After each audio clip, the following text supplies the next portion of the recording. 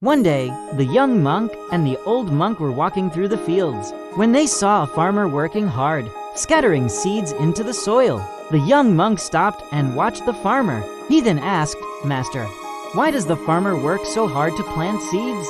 Once the seeds are buried in the soil, they disappear. Can they really grow into crops?" The old monk smiled and said, "When a small seed is buried in the soil, it may seem to vanish, but with sunlight, rain, and the nourishment of the earth, it will slowly sprout and grow into a plant, eventually bearing fruit. This is the law of cause and effect." The young monk nodded and said, "So, the seed is the cause, and the crops are the effect." The old monk nodded.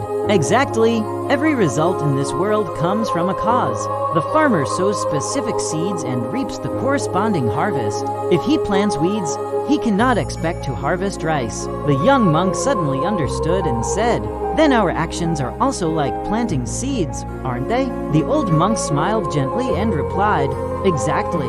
Every thought, every word, and every action we take is a seed. Good thoughts and deeds will produce good results, while bad thoughts and actions will lead to suffering. If you desire good outcomes, you must sow seeds of kindness and virtue." The young monk thought deeply for a moment and then said, "Master, I understand. Doing good in every moment and keeping kind thoughts is like planting good seeds for the future." The old monk nodded with satisfaction. Remember, the law of cause and effect never misses anyone and never cheats anyone.